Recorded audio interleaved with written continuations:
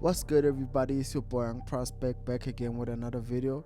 Before we begin the video, please leave a comment if you actually enjoyed the video, and then don't forget to subscribe with the bell icon.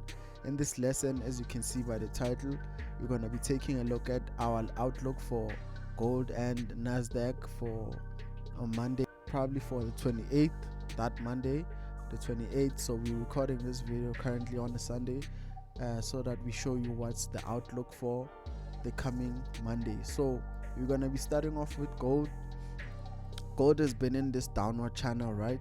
And then what we got to see is gold broke out of the channel, and then instead of just retesting and then continuing with the buy, it decided to drop back inside the channel. So what this usually means, guys, is called what we call a fake out. What does a fake out mean? It means price pushes out and then quickly comes back in after it broke out, meaning that it was just catching a lot of traders in this area because everyone was probably anticipating a buy because we just broke out of a downward channel. So what happened is price did break back inside, as you can see. So what does this tell me as a trader? It just simply tells me that if price broke outside and then it broke back in, it's just telling me that price might just continue with its natural form of a downtrending market.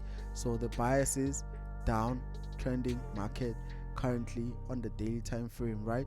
So what we're looking for right now at GLOBALWEALTHFX is for price to at least push towards this area or this area. So what we have right now are the two targets that we might be expecting price to reach. So with that being said, what we are anticipating here is price to break out of this uptrending support and then break out, retest that uptrending support there, and then drop towards the TP. And then if it breaks that level as well, we're gonna continue seeing the price dropping towards the other level. That's what we are anticipating. So if you wanted to actually forecast this, for an example, let's just go to a lower time frame.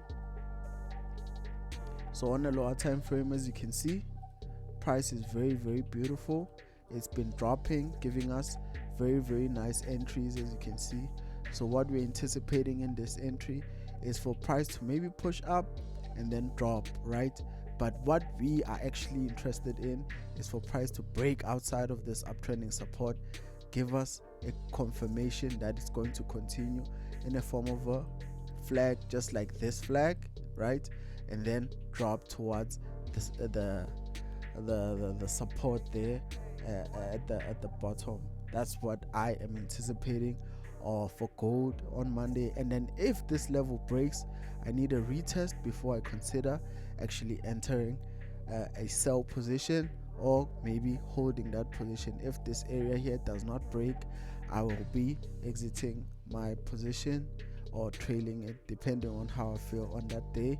So as you can see, guys, we are in a downtrending market, so I am looking for these opportunities towards these two levels. So here is my gold setup.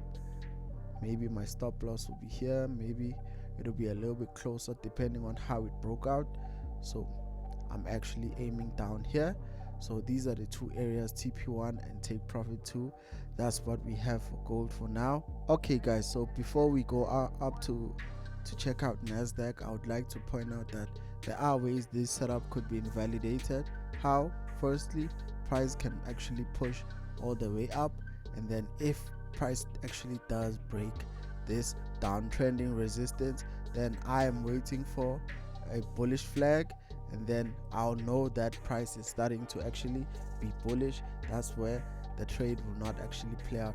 But if price does break out and give me what I anticipated, I'll take the sell position towards the downside. Now going to Nasdaq. Welcome back again, guys. So we are on Nasdaq currently, and as you can see, Nasdaq is a very bullish market. As you can see, we've been bullish in this area, we've been bullish in this area, and then currently we might be in this bullish trend. So as you can see, Nasdaq likes to trend separately but in a form of a whole continuation type of movement. What I mean by that, guys, is it creates a support here, trends with it, drops, create a support, drops, create a support, while these drops are just mainly retest towards these previous resistance levels. As you can see, it comes back to retest. Sometimes it does not get all the way down here, so it's just a huge a repetition of a very big impulsive channel, which is basically something that looks like this. So yeah, just a quick tip there on Nasdaq. So right now we need to focus on current price. As you can see, Nasdaq broke its highest high, which is this area right here. So what we're anticipating price to actually do now is continue making higher highs. Why do I say that? Because in a bullish market, we're expecting highs to be created, and then highs to be broken, and then highs to be retested, and then highs to be broken, and then retested, broken, retested. As you can see, that's how price moves, ladies and gentlemen. And then with that being said, while Nasdaq is moving very bullish right now, we need to be careful of how Nasdaq broke this area right here. As you can see, Nasdaq broke and retest, and then gave us a sort of a double bottom there on the daily, and it pushed up. So what we have next is a new high that is recorded here. So let me show you which high I'm talking about. So we have a new high which is recorded here. We had this high sell-off impulse, and then we had this high sell-off impulse, we had this high sell-off impulse, right? So with that being said, I'm going to use the most recent high that I can find there, which is this high right here. So what am I anticipating for Monday? I'm anticipating Nasdaq to actually drop and then continue on its natural form. Why? Because as you can see, Nasdaq has been pushing up, making higher highs, so I'm expecting it to come back and retest its previous high there, as it has so done in the past. As you can see, it's been retesting its previous highs, retesting its previous highs, as you can see, as it goes on. So I'm expecting price to drop and then go bullish again.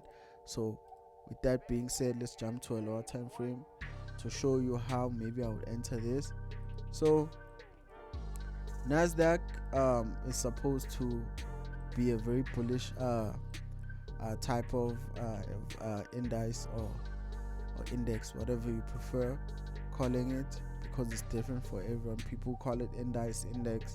So right now we are seeing that Nasdaq had this volatile push and a corrective move, and then an impulsive push right here. So what I am expecting from Nasdaq is for Nasdaq to drop at least to this area here, or at least to this area right here, before it will try and bounce off. And then for me to actually not take this trade, Nasdaq needs to break this area, retest it, and impulse down, and then now I'll be anticipating at least sells towards this area right here. After, of course, I get the retest of that previous level, that's where I'll take my sell. That's how I'll be looking at it right now. So I hope that makes sense, guys and girls, because it's really crucial that you wait for the market to come back towards an area that you're anticipating to enter, right? And then as soon as it gets there, it needs to give you the proper signs, double bottoms, descending channels, everything that is needed for a reversal to occur, or engulfing candlesticks and stuff like that. Then you'll be sure that, okay, at least if I am wrong, it's probably news, fundamentals, or something that's just besides how you viewing the market. Maybe the way you viewed it is the wrong perspective. And also, guys, another scenario that can just happen here is this: Nasdaq can just break this level right here, impulse up, and then fall correctively.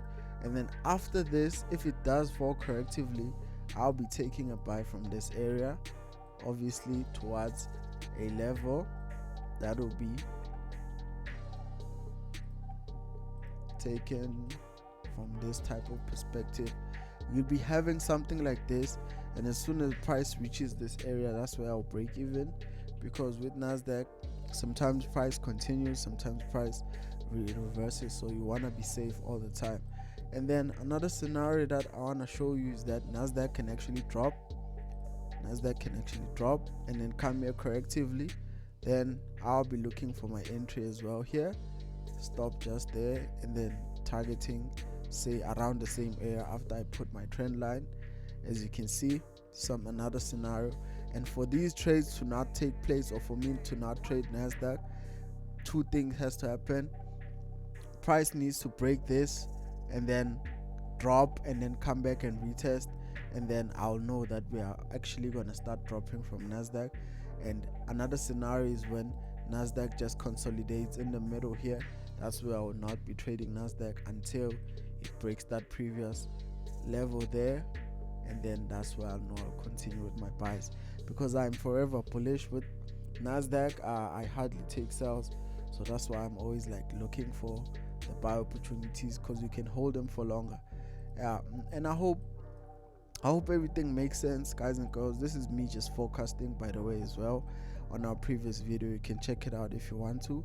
And yeah, guys and girls, I hope you enjoyed this video. It's your boy. Don't forget to follow me on IG.